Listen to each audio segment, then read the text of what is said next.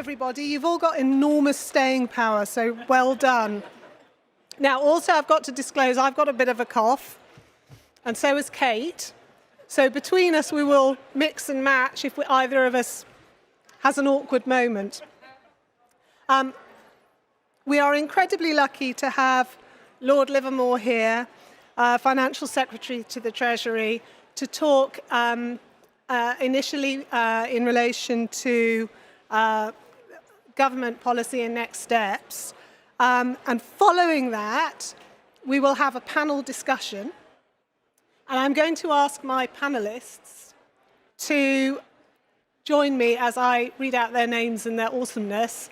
And if you could start from that end so that we don't crowd into Lord Livermore, that would be fab. Okay? So can I start with Kate Levick from E3G, who is also co-head of the TPT Secretariat, as was, founding director of the new International Transition Plan Network, which I think I said right. Leila Nordin, who's IFC Senior Manager for Sustainable Finance. Dana Barsky, who's Global Head of Sustainability Strategy at Standard Chartered, and Standard Chartered are a sponsor for the Pavilion, so thank you very much. Sagarika Chatterjee, who is UNFCCC Climate Champion Lead. She's just run a whole day, first plenary of business, finance and philanthropy. Well done. Many long words. And Bobby Wahu Hanawa, who's Director of Climate Finance and Multilateral Policy. It's so lovely to see you. So that's all the panel, and we're going to sit very politely and try not to crowd you, and I'm going to hand over to Lord Livermore now. Thank you very much.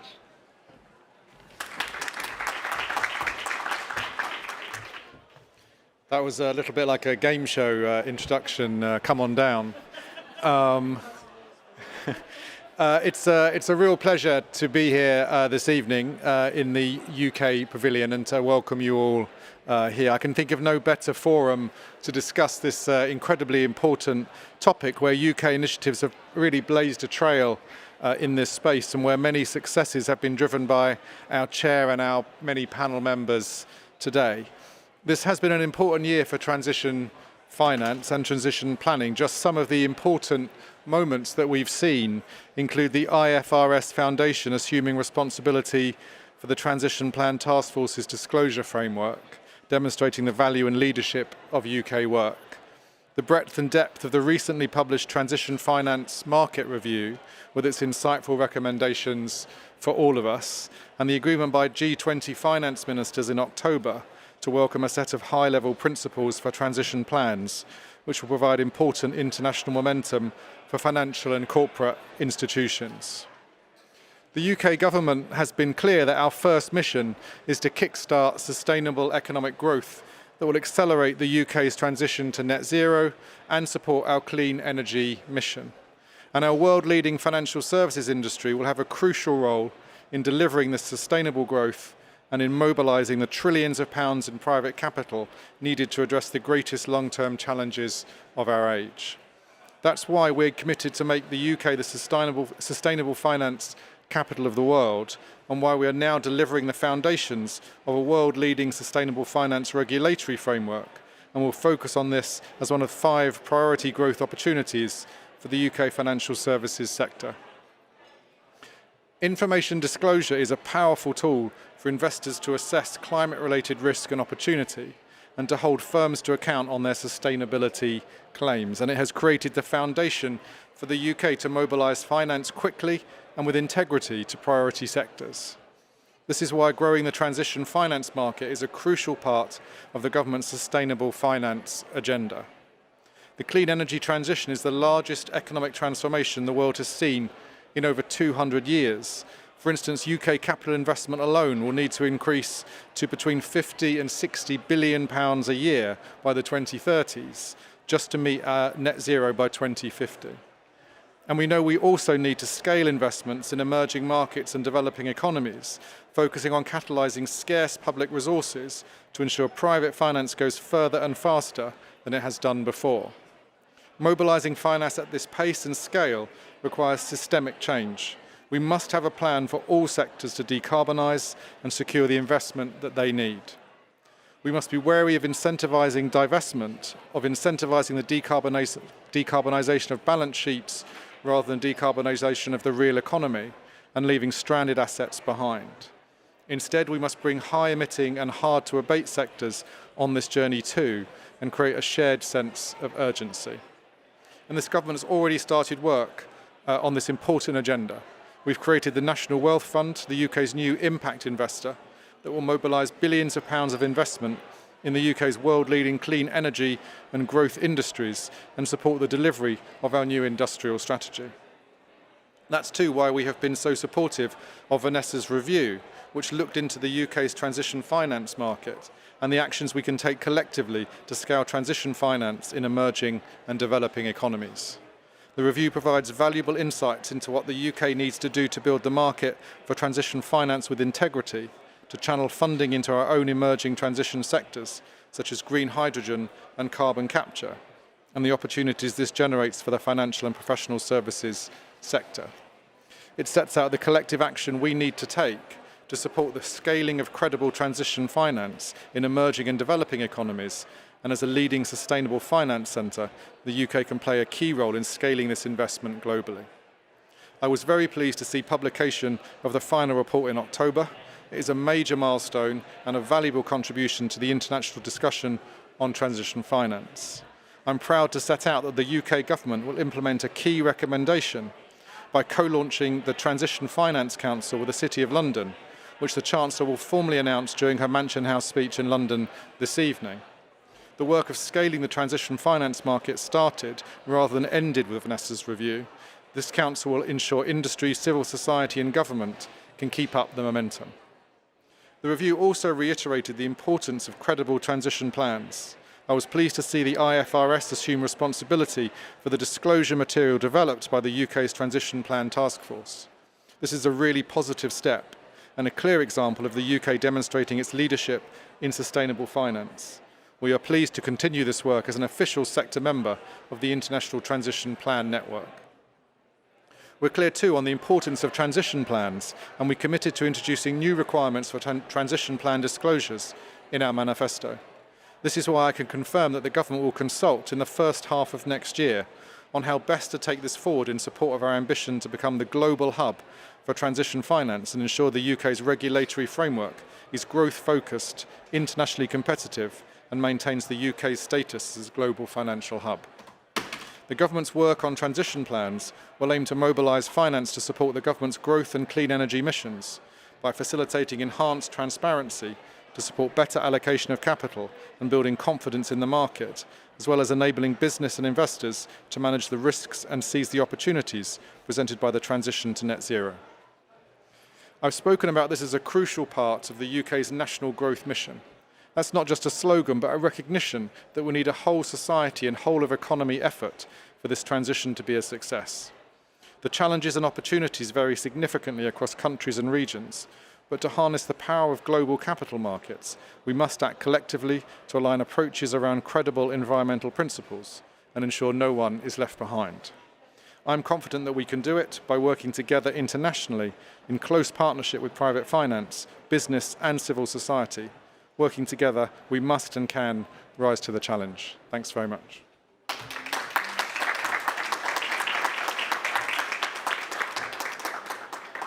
back to you.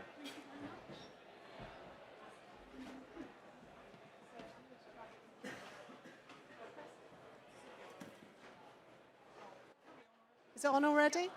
Cool. Okay. Thank you very much. Thank you very much, Lord Livermore. And really good to see the government engaging on the Transition Finance Council, which is the first step in our implementation of our recommendations. And if I just bridge from that sort of UK focus into where we were going to concentrate in our panel, which is how do we develop, how do we unlock transition finance in emerging markets? The review was independent and very market-based, and we talked to a whole number of different jurisdictions and markets. not just the UK. And we understand that transition finance is more complex, but it's got a key role in delivering climate goals. We really need to transition the rest of the economy as well as the power markets, and that includes high-emitting sectors. And transition finance has particular relevance for and challenges in emerging markets who often have younger fossil fuel assets and high growth models that need to be sustained. But it's got great potential to support sustainable development, repowering strategies, and to provide capital in regions where an immediate switch to green is harder. We found current challenges across all economies, and that included a need for guardrails to reflect alignment with the global Paris Agreement, accountability and transparency. But we also really heard the need for national sector pathways and for flexibilities to allow for relative immaturity of transition strategies, whether that was with smaller or medium-sized companies or whether it was in particular markets. And to respond to that, in the review, we developed some credibility guidelines to act as guardrail factors that financial institutions could think about as they looked at their own transition finance frameworks or particular decisions.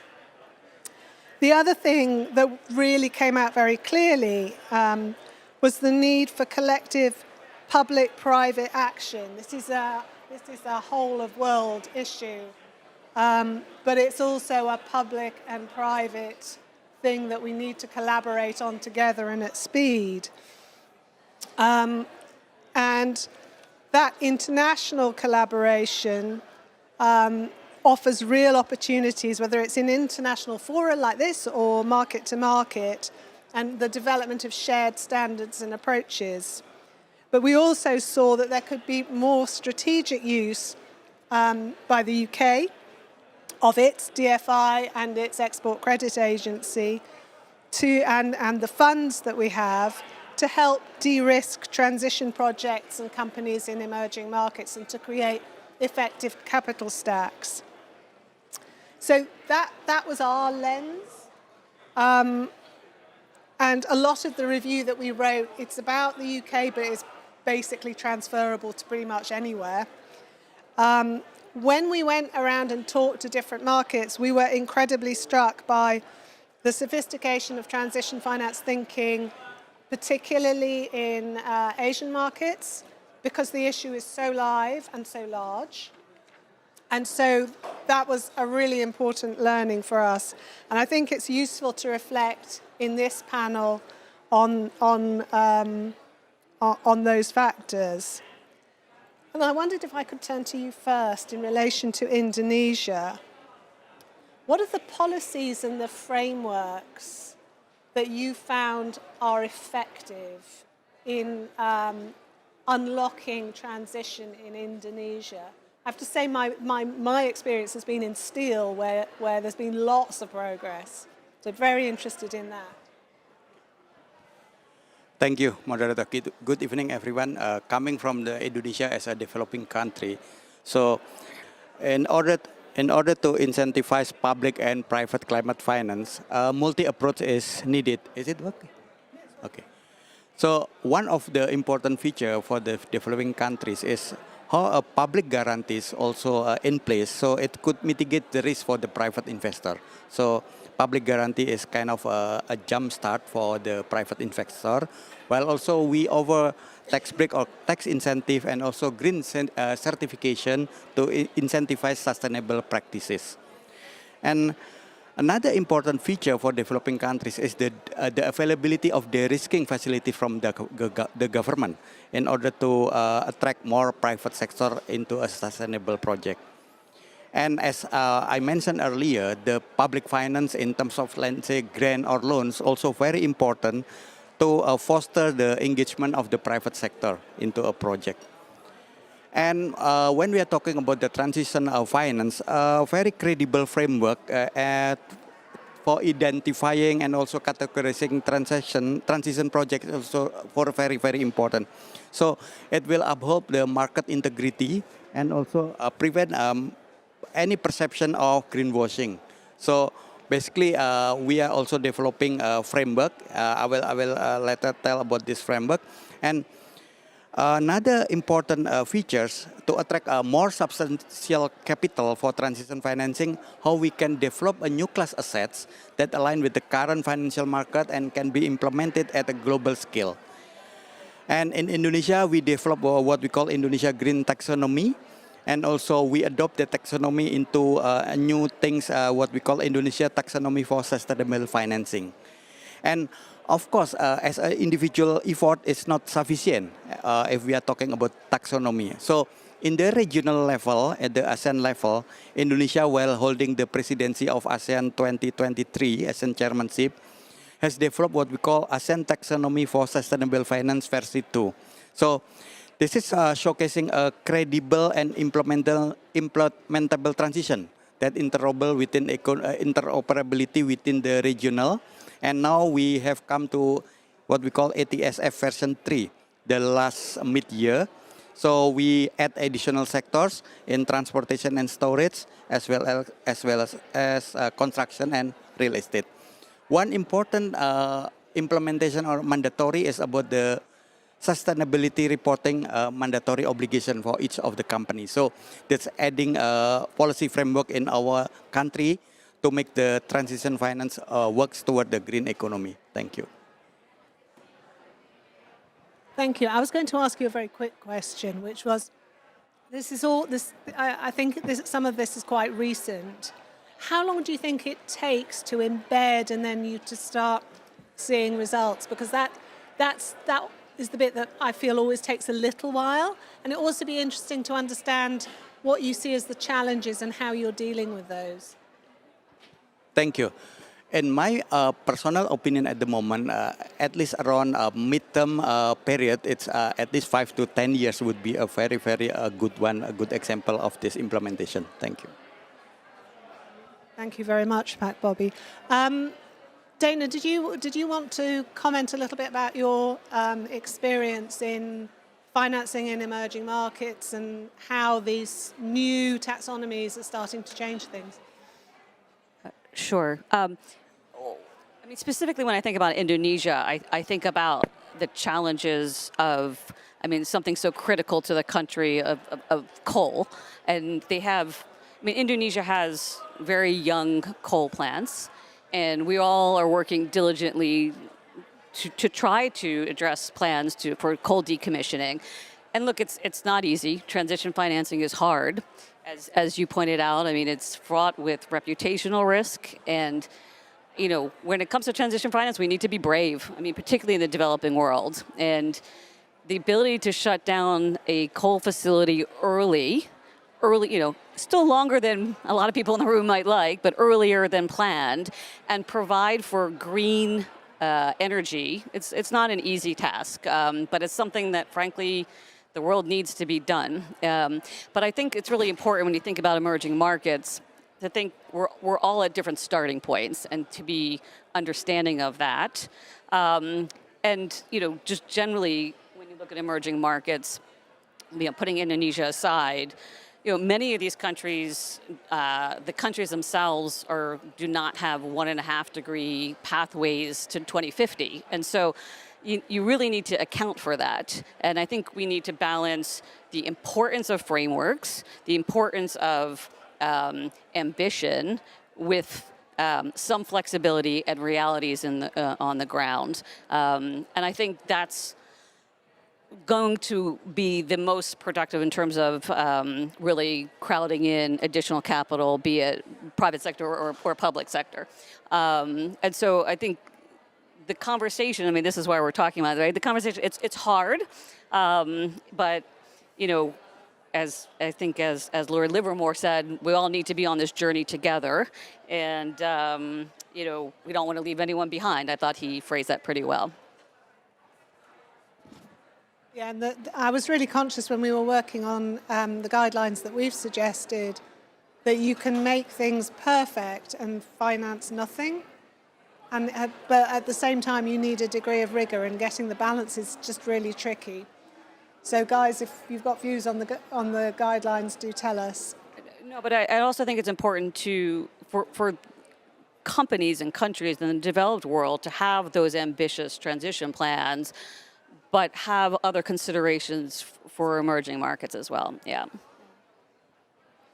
Leila, can I ask you what you see the role of multilaterals and DFIs going forward? And obviously we saw the big announcement earlier in the week, which was great to see. Thank you. I think to the question, could our role is really bringing that reality check from the countries, like to the point that Dana was making on, yes, we can have fancy definitions and taxonomies. They need to work on the ground, I call it pragmatism meeting rigor. So it has to be a balance. We saw it in many green assets definitions, what qualifies for green. And I think for transition, it's even more complicated or more difficult because it's country-specific, sector-specific, technology-specific. It's a lot of layer of complications. But the bottom line still is that we have to do it because, we were on a panel today, and one statistic I mentioned is that over probably 30% of banks in emerging markets have zero climate finance. So that means that they are doing other things. We can tell them to do green, but if there is no investable green, it's very hard for them to go. They operate in the countries they operate in, and they have to be able to work within that context. So I say that's one part, is this reality check or information from the ground, and being a little bit the voice of the different countries in different contexts.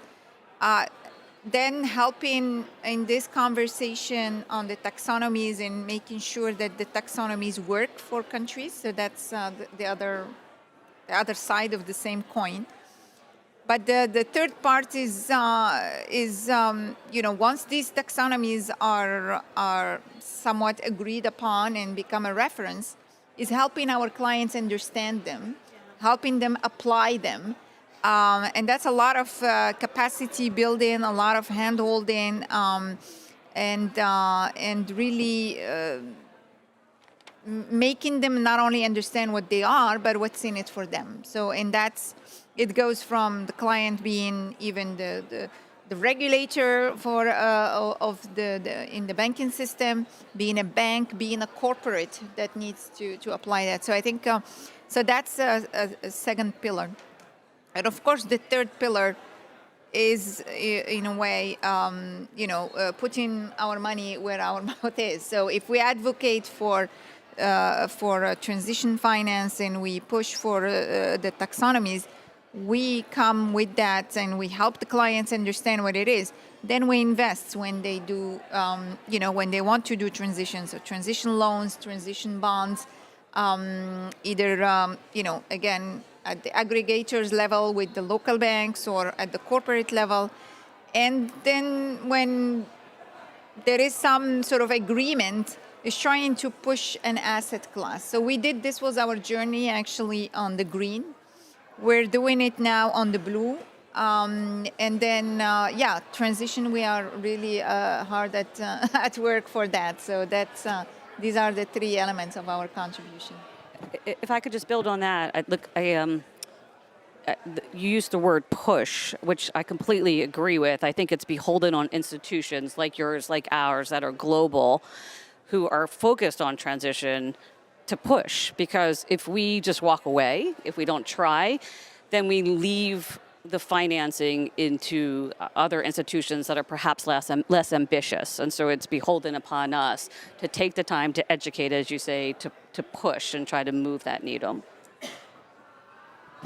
And can I just ask a quick question about products? Because I've come across a lot of work that the IFC is doing in labelled finance.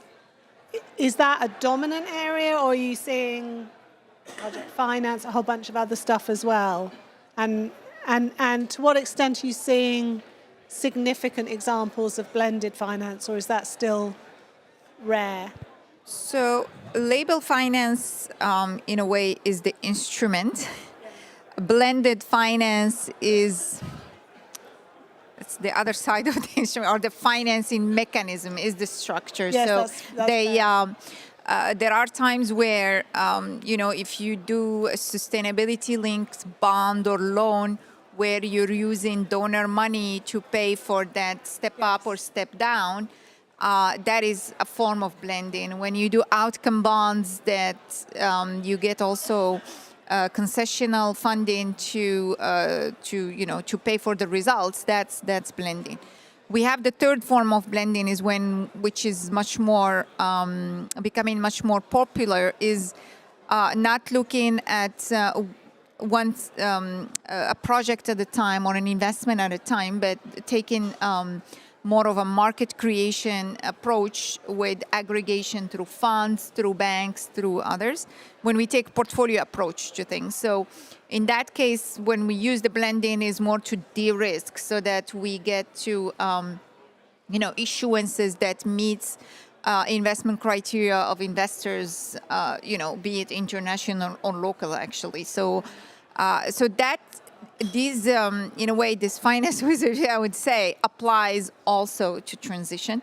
And I think that we can do it, provided that we all agree on what is transition and what qualifies, what's a good transition plan, because, what's your timeline, what's, your findings are quite telling as well there. And the recommendation, I think, if we follow through, we probably get to some common ground on these. So that is an amazing segue to a question about transition plans.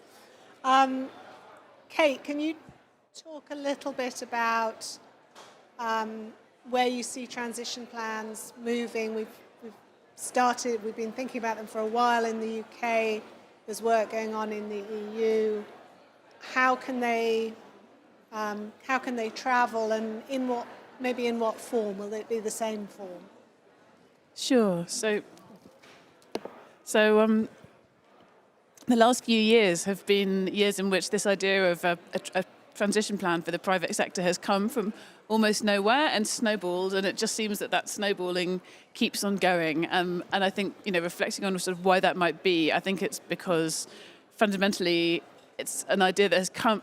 It's a convergence of several different streams that were all flowing, and then as a result of that, it meets a great many different user needs. So a lot of people are thinking that perhaps, we can get things that we need out of the market using more transition plans and transition planning.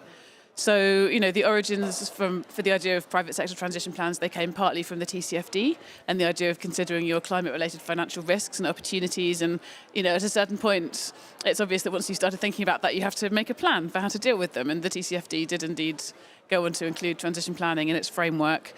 But it's also come from, the plethora of net zero commitments and climate commitments that have sprung up around the Paris Agreement, around the Glasgow COP, city-states, regions, investors, companies, all making those commitments. And after a certain point, when there are so many commitments, the world turns around and goes, great, how are you going to do that? What's your plan? So all of these things coming together, and generally the market demanding more information on sustainability, did indeed converge. And there's then a wide variety of use cases for that plan. So a transition plan in a company, first and foremost, it's a strategic plan. It's part of your corporate strategy. And so people often talk about transition planning. That is a process within a company, and the company itself is, in a way, the greatest stakeholder for a transition plan. But then, of course, the investors, they want to know what the transition plans of the company. The investor needs are primary, and for a lot of regulators, that's of huge interest. Obviously, there's a wide variety of other stakeholders who are also interested in the transition plans of companies and generally are not shy to tell the companies what they think of their transition plans. and they can be used to help guide investment, to mobilize finance, to protect against risk, to sort of capture opportunities, to compare companies one with another. Over in the official sector, they can be used to sort of supervise risk, but also to to help sort of fulfill a variety of different policy goals. The UK for some time has requested that when companies when they're procuring from a company with a procurement over, I think it's $1 million threshold, that company has got a transition plan. That's actually been in place for quite a while. There are so many different uses for plans once they exist, and so I think that's why they've rapidly become a norm and snowballed through. It's been such an honour to work as the co-head of the Secretariat for the Transition Plan Task Force in these last few years, because the UK's decision to make a commitment to require transition plan disclosure from firms and to create the task force to set out what does a good transition plan look like in that disclosure context. It came just at the moment when this wave was starting to really roll, which means we've had the opportunity to be part of that wave, to work closely with a whole range of stakeholders, companies, investors, civil society, and academics, thought leaders, and also to speak to many other jurisdictions to see what conversations are happening in multilateral forums around transition plans and planning, which there have been many of those conversations too. And because we were able to work across all those stakeholders and be part of that bigger wave, we were able to integrate the TPT's work into the wider developments that were happening. And I think it's really because of that the work was recognised sort of at an international level and actually now belongs to the IFRS Foundation, the International Sustainability and Accounting Standards Body, because we were able to develop the work in the way that made it totally compatible, that just locked in and sort of docked into the S2 sustainability disclosure standard for climate. So, in terms of disclosure, that happened, and so the IFRS Foundation now owns that work. They're going to, in the first half of next year, convert the TPT's disclosure-related guidance into IFRS educational resources, which makes it something that they can give to companies around the world to, when they ask them, well, how do I do the transition plan bit in the ISSBS2, they can say, well, we have this IFRS educational resource. So, that's a fantastic outcome.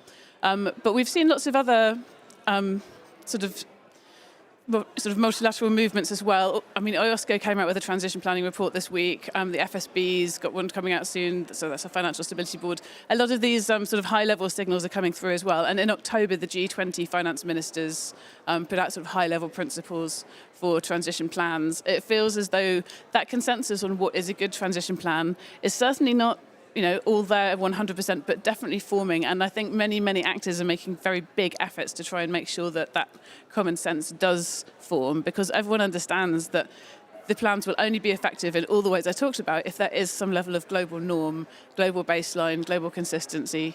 So, yes, the Minister mentioned that as the TPT has now drawn to a close, having completed its work, E3G, who I work for, decided we have a crack team of transition plan experts now. What should we, where should we repurpose this crack team? We have launched a new international transition plan network, and that's a different kind of proposition. It won't be producing any more frameworks, but we're aiming to create additional dialogue and exchange space for different actors internationally in a wide community of practice, but focusing on those official sector actors to keep talking to each other about these developments and to exchange and to help to create that consistency internationally, and also to just help drive forward different policy actions that make best use of transition plans in the national context. So we're really excited to be able to talk about this properly at this COP, and really looking forward to all the work in the months ahead to build that up and start fostering that exchange and dialogue. And it's really interesting how the focus on corporate transition plans has then fed into national transition planning as well. And you can see a virtuous circle where the two inform, one informs the other and vice versa. Sagarika, we've talked about this massive landscape. There's quite a big capacity building thing to do. And I'm just really interested in how the international tools and mechanisms that you're familiar with, how can they support the capacity building to engage with all of this new stuff, basically? I think this is on, right? Yeah, great. Thank you so much. Can you hear me okay? It's all right, good, very good. So I just wanted to say firstly, well done to the UK for the announcement this week from Keir Starmer. And it was particularly good to see the SIF mechanism listing on the London Stock Exchange Group and being able to reinforce that the UK does want to lead as a hub for green, sustainable finance. And also, obviously, very smart move to have a transition finance work here as well. And congratulations on the market review. And I also wanted to say, I'm going to get to your question, I promise, is that it's so important and really valuable to see leading financial institutions and corporates here from the UK at COP29, giving clear signals about their voice, their ambition, what they're doing, and engaging in these multilateral forums that there are. And I particularly wanted to mention, just because I know of them, apologies if I miss anyone out, but Standard Chartered Bank, Aviva, NatWest and HSBC, who are always present at the COPs, and it's much valued. So I wanted to say one thing, just before I get to the capacity building question, which is I'll never forget a couple of years ago when I was in Egypt with a colleague who was a former minister, and he turned to me and we were talking about, the Race to Zero campaign, how could we get it going? And by the way, there's about 650 financial institutions now in the Race to Zero, and it's grown phenomenally. And he said to me, Sagarika, here, net zero does not fly. And I know exactly what he meant by that. And then we spent the next year or two thinking how we would get the narrative to work. And I think we had some success.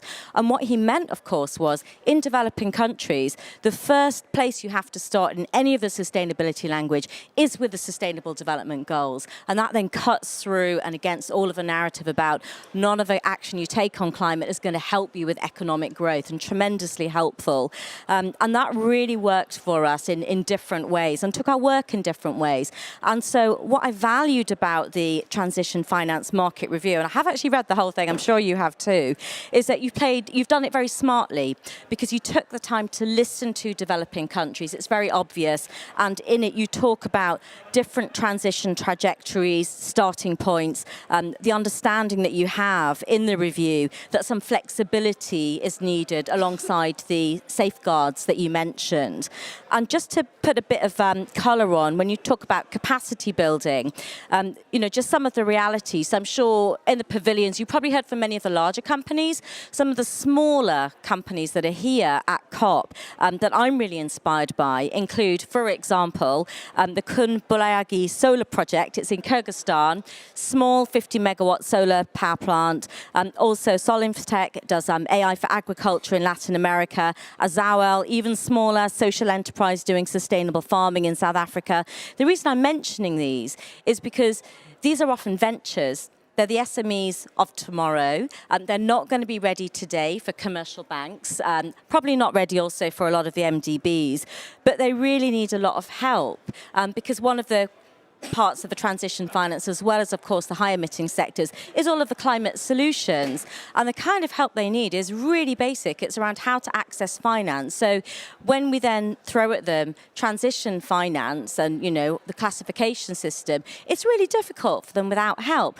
But I think the narrative you've got so far in the transition finance market review is incredibly helpful and is really going to help open the door.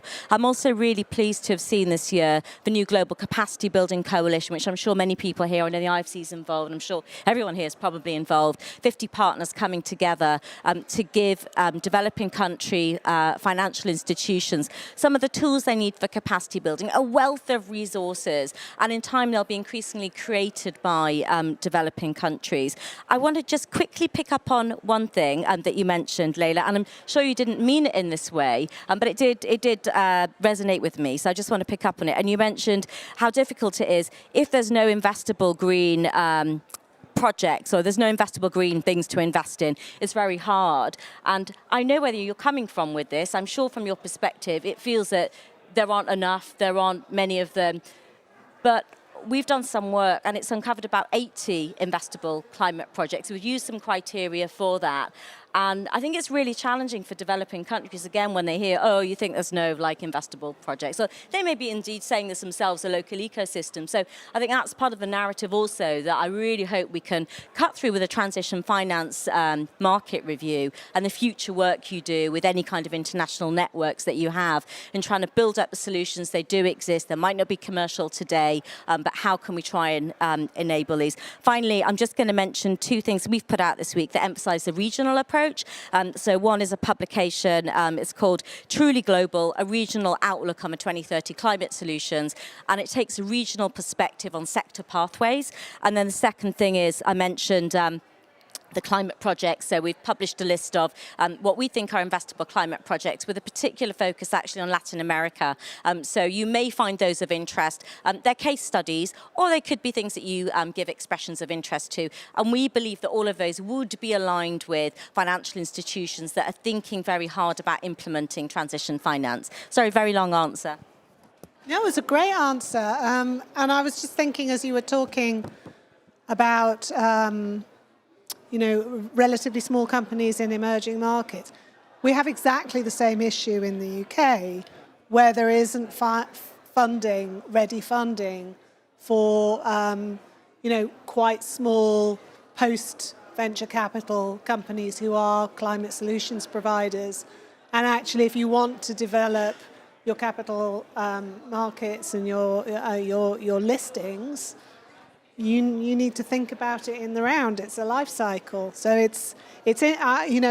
think you see a lot of the same issues right across the world, and the capacity issue is across corporates and financial institutions remains a challenge. No, I just want to say they are not bankable, not because they are not, but because the investor or the banks, the local banks, does not understand the new technology. They don't. So we need also other actors that do understand, that are a bit more agile in terms of collecting data and all of that. Agreed. So that's. So I'm going to pause our conversation and ask you lovely people if you want to ask questions. I feel sure that Hannah might ask an SME-shaped question, but maybe not. So do any of you want to go first? Shall I give you my one here? Oh gosh, lots of questions. Thank you. This may be an issue of fools rushing in where angels are a bit more reluctant to tread.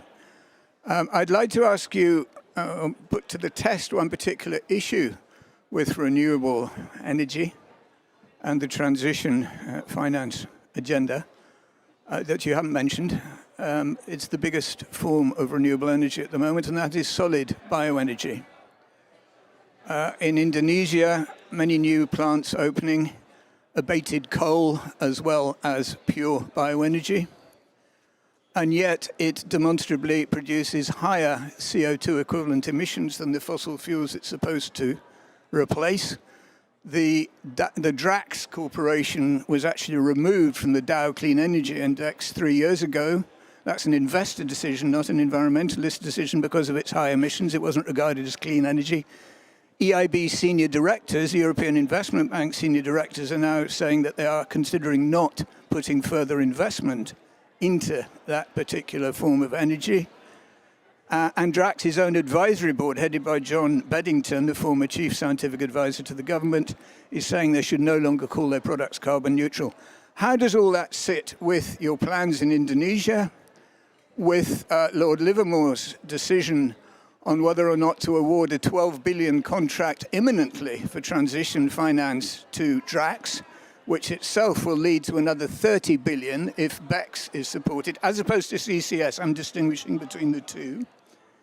When you need scientific credibility, you need economic effectiveness, and you need genuine impact on climate change, positive impact, not aggravative impact, if you're going to have this transition period seriously launched with the objectives it's seeking to achieve.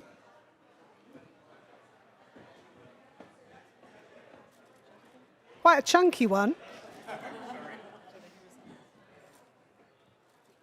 Thank you, Vanessa, for hosting this great panel. That's been a great discussion. My name is Julia Diekmann of Deutsche Bank. I have a question with regard to also the implementation timelines you mentioned for transition finance frameworks. You said this will take quite a while. So I think looking at the factor of time, and we cannot lose time for emerging markets, we need to consider also other instruments, of course, like blended finance. But here also these are very individual instruments or transactions. Do you see any chance that we get more standardization for blended finance?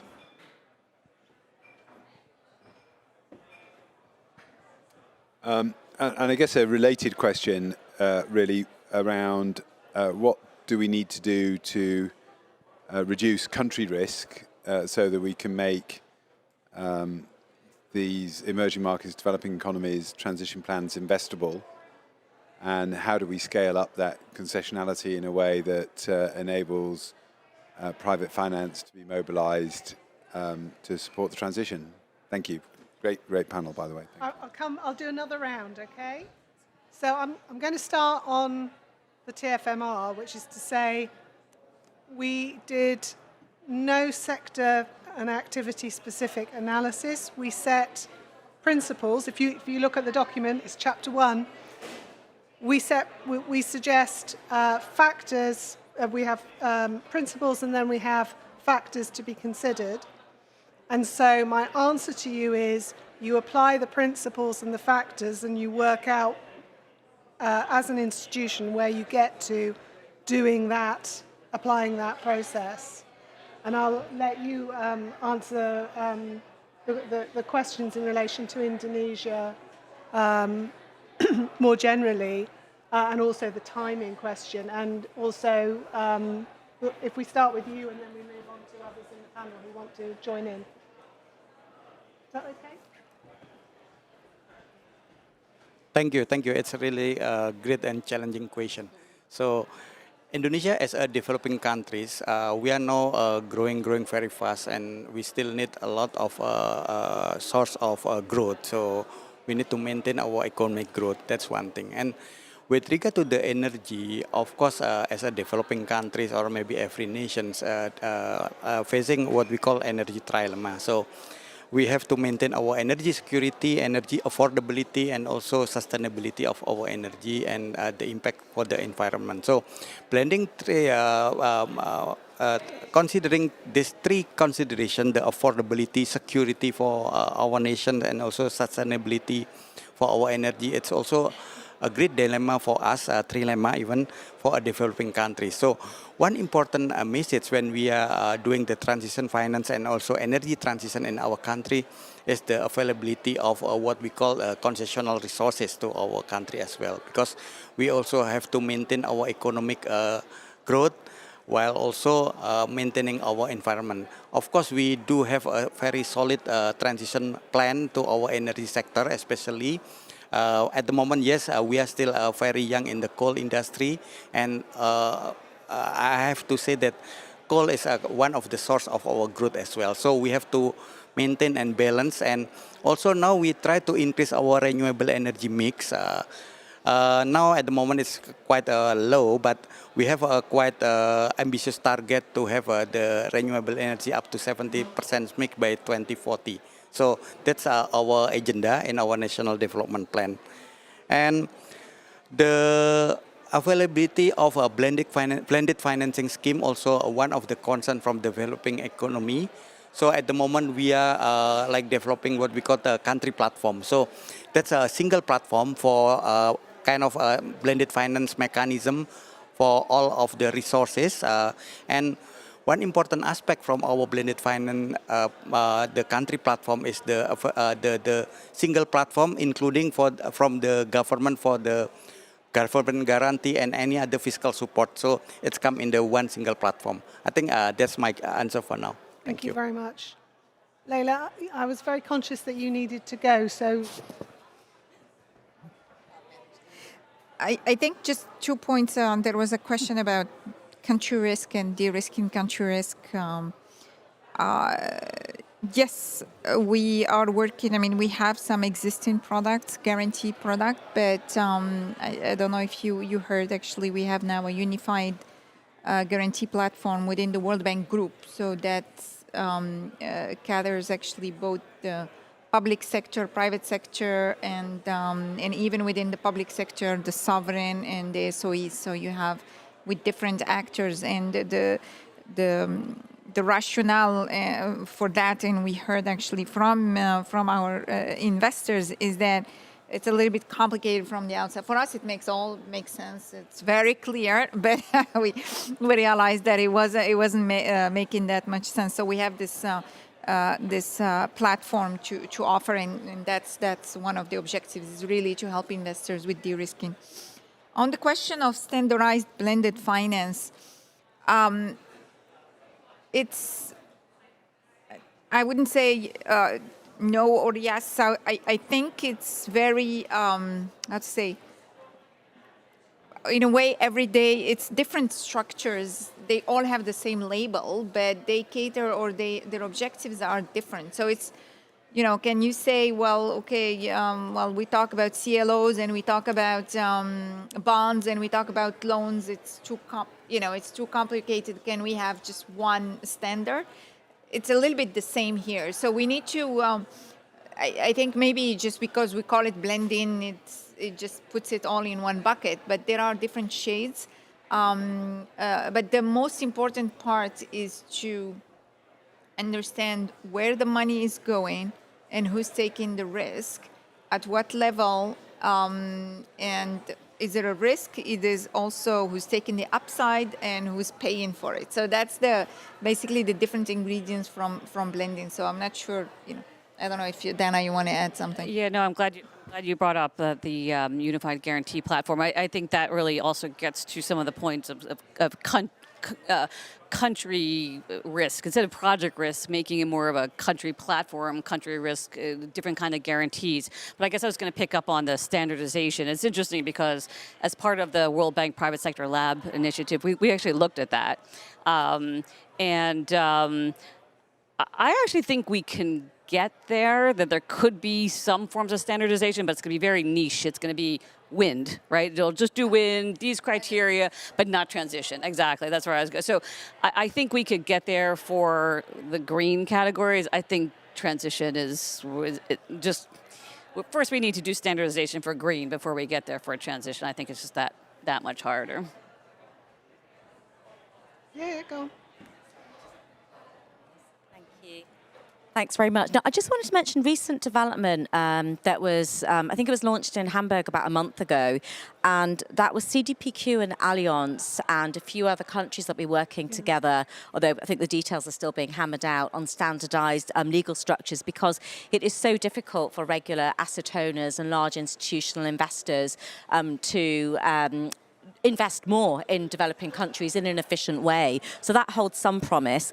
So I liked your point there that you're making. I think that really does hold the key in time, even though we haven't nailed it in the short term. And then secondly, on country risk, so I am not an expert, but my investment banking friends, of which I have very few, do say that local currency is the answer. And then just very quickly, not specific to country risk, but kind of sort of related if you're thinking about climate, is of course the sector dimension, which you mentioned very nicely in your transition finance market review. And what stuck out to me recently is the WBCSD Business Barometer, where they polled businesses, it's a certain sample size, I'm sure, and 90% said they would invest more in net zero. It wasn't specific to developing countries if targeted sector policies were in place. I thought that was interesting. And then just finally, again, not strictly on country risk, but very relevant to developing countries is, of course, debt and adaptation finance. Different side of the coin to transition finance, but really relevant. Really important, yes. I've met the first person that appears to have read the review cover to cover. I'm so impressed. Look, it's 2029, and it is 8:30, and these good people have got places to go to, and so have you. So I know I said an extra round of questions, but I'm not going to do that, but you can try and mob them as they move out. Thank you all very, very much. There's clearly lots more to do, but I think we've made a really good start. And can I also mention the Transition Finance Lab, which is aiming to test structures and then disclose them more generally, which is another way of disseminating ways of financing in emerging and other markets. So thank you very much. Safe travels home.